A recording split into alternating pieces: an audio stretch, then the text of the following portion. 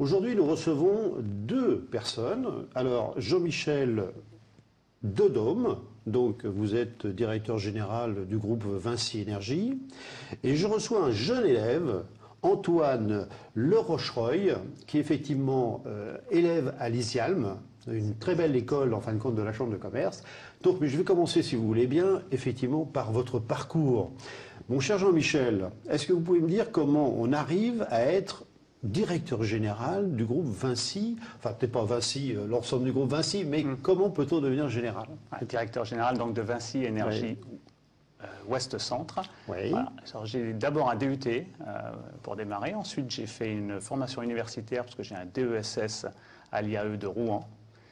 Et ensuite, je suis rentré dans un groupe qui s'appelait à l'époque, qui s'appelle toujours l'entreprise Beunier, qui a été rachetée par le groupe Eiffage.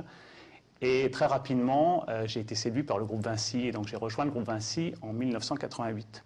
88. Ah, 88, d'accord. Où j'ai fait à peu près toutes les étapes dans ce groupe, et j'ai forcément commencé par le métier d'ingénieur d'affaires, où j'ai exercé ce métier pendant de nombreuses années, pendant au moins 10 ans. Ensuite, je suis devenu chef d'entreprise, puis directeur, et enfin directeur général. Ce qu'on appelle directeur général, c'est patron d'un ensemble d'entreprises sur une région. Donc, pour ma part, j'ai 38 entreprises sous ma responsabilité. 38 38 entreprises, oui, 1200 salariés, 150 millions d'euros de chiffre d'affaires, dont évidemment un certain nombre d'entreprises sur la ville du Mans, sur le site du Mans.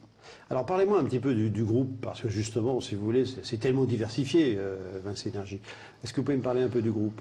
Alors, Vinci Énergie, on se qualifie expert de l'énergie, des énergies et du traitement de l'information et de la communication. C'est 33 000 salariés aujourd'hui, c'est 4,5 milliards d'euros de chiffre d'affaires. C'est sur le territoire français, je vais rester uniquement en France, on est 500 entreprises donc, qui sont réparties sur l'ensemble des départements, 800 entreprises si on inclut l'international. Et c'est un groupe aujourd'hui qui fait partie du groupe Vinci et qui est la branche énergie du groupe Vinci. Parce que Vinci, c'est aussi des parkings, c'est aussi... alors, il y a plein de branches. Il n'y a pas plein de branches. Il y a 4 branches chez Vinci. La branche énergie dont je viens de vous parler. Il y a la branche route, avec notamment la marque Eurovia, que certainement vous connaissez. La branche construction, avec des marques comme Sogea, GTM, qui sont aussi connues. Et puis enfin, le pôle, ce qu'on appelle le pôle concession, Vinci Concession, où là, on retrouve effectivement Vinci Parc et Vinci Autoroute, avec notamment Cofiroute, que vous connaissez bien au Mans. Voilà. D'accord. Alors, pour tout ça, vous avez aussi besoin de jeunes recrues, en quelque sorte, hein, de jeunes élèves. Donc, Antoine, donc, vous êtes un élève de l'ISIALM, donc c'est notre école de manager en ingénierie d'affaires, ce que j'appelle les super vendeurs, moi, en tout simple. Parlez-moi comment ça se passe un petit peu, Antoine. Bah écoutez, moi j'ai fait un DUT GMP, ensuite j'ai intégré une école en ingénierie mécanique et énergétique sur Orléans, donc durant 1 an, et j'ai décidé d'intégrer l'ISIALM, que j'ai connu par le biais d'un camarade. Et donc là aujourd'hui je suis à Actemium, donc une des marques de Vinci Énergie qui s'occupe des industries essentiellement. Alors qu'est-ce qu'on y fait justement dans votre entreprise ? Alors, on travaille sur tout ce qui est électricité, automatisme, informatique industrielle, et donc pour le compte d'industriels, de l'agroalimentaire, du traitement de l'eau, de l'automobile, et depuis peu sur la chimie et la pharmacie. Voilà. D'accord. Donc, votre parcours, vous, il est quand même relativement nouveau, hein, en quelque sorte. Comment vous voyez un petit peu votre parcours dans l'avenir? C'est-à-dire qu'en fin de compte, là, actuellement, vous êtes chez Vinci, mais l'ingénieur d'affaires, c'est vaste. Est-ce que vous êtes avec une orientation éventuellement d'aller à l'étranger? D'abord, parlez-vous l'anglais? Oui, bien sûr. Bien ou pas bien? Moyennement bien. Moi, je vous conseille, c'est vraiment de très bien parler l'anglais, parce que l'avenir est quand même là, hein, au niveau des jeunes. Donc, je crois qu'il faut que vous soyez quand même très, très important dans le domaine de l'anglais. Alors, comment vous voyez un petit peu votre avenir? Bah, écoutez, pour l'instant, j'ai un poste d'ingénieur d'affaires donc à Actemium à Rennes. Oui. Et puis, je souhaite développer déjà mes compétences sur ce domaine-là. Et ensuite, pourquoi pas évoluer vers un poste de directeur d'agence. et pourquoi pas finir sur une carrière comme Monsieur Dedôme. Il y a de l'ambition, hein? Oui, il y a de l'ambition. Mais il nous en faut des jeunes comme ça. Ah oui, non, mais il vous en faut, effectivement, si vous voulez.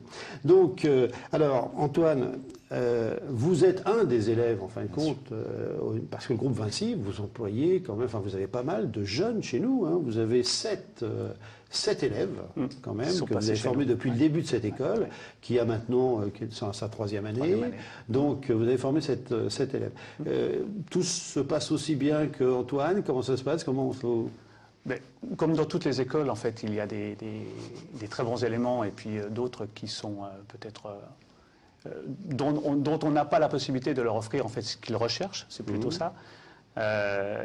On a de bons éléments qu'on n'a pas réussi à garder qui sont partis à la concurrence. Donc il faut aussi qu'on se pose des questions. C'était un peu ma question. Comment garder les meilleurs, puisque aujourd'hui il nous faut absolument les meilleurs.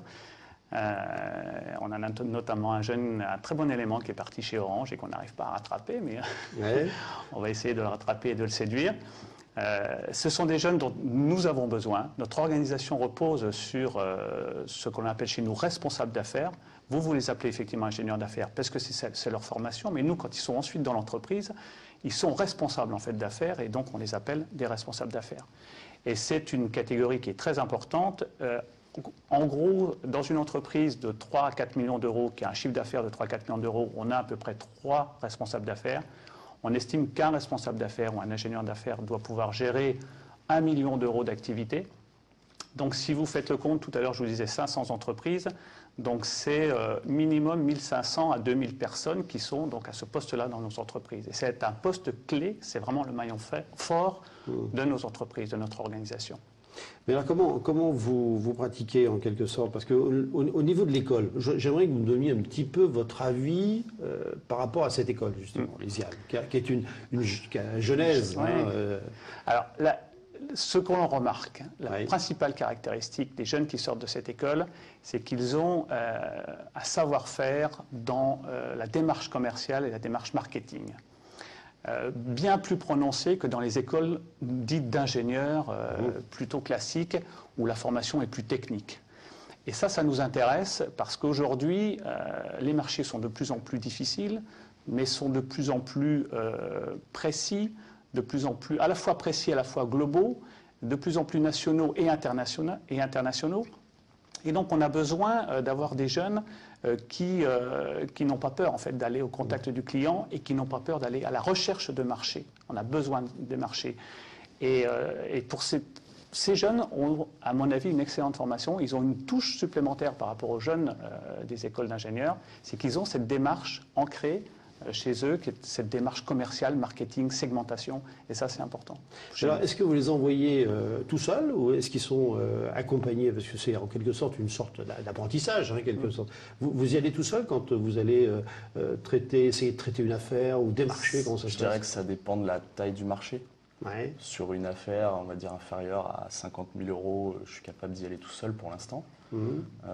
Dès qu'on attaque des marchés beaucoup plus gros sur des 500 000 euros ou 1 million d'euros avec des marchés très globaux, là évidemment je me fais aider des responsables d'affaires confirmés. D'accord, ok.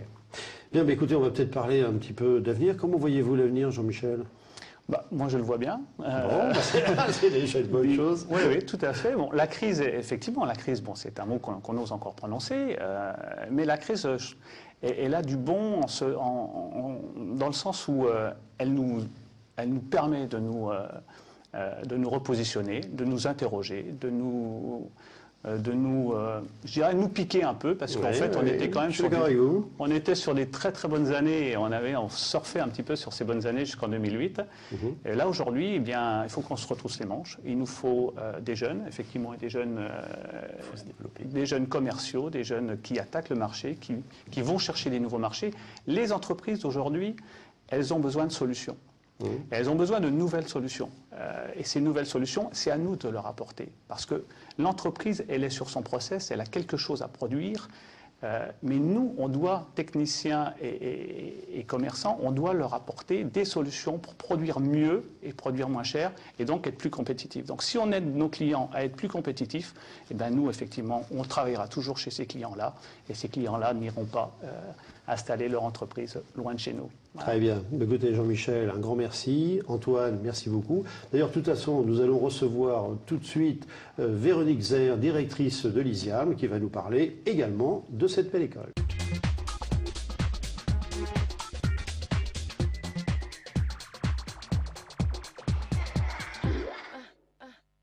Véronique Zer, bonjour. Bonjour. Alors Véronique, on vient de recevoir Jean-Michel Dedaune du groupe Vinci Énergie et un jeune élève, Antoine. Alors, on a parlé bien sûr de l'ISIAM, mais vous qui êtes la directrice, vous allez bien nous en parler beaucoup plus. Mais expliquez-moi un petit peu ce qu'est l'ISIAM. L'ISIAM, déjà, effectivement, c'est un acronyme qui veut dire Institut supérieur d'ingénierie d'affaires Le Mans, pour situer l'endroit où nous sommes. Donc effectivement, nous, on forme des jeunes spécifiquement à ce métier d'ingénieur d'affaires, qui peut porter après en entreprise le nom, effectivement, comme on l'a vu dans le groupe Vinci, donc de responsable d'affaires.